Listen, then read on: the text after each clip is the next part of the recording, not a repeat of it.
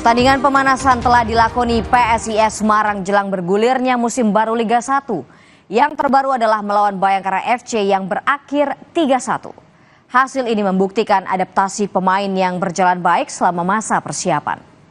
Di Kota Semarang ya, untuk segera menyaksikan. Menjadi lawan Bayangkara FC di laga uji coba, PSIS Semarang berhasil membuktikan hasil persiapan berjalan dengan baik. Buktinya PSIS memetik kemenangan 3-1 di pertandingan ini. Pelatih PSIS Gilbert Agius menilai hasil ini menjadi bukti bahwa proses adaptasi para pemain baru sudah berjalan baik.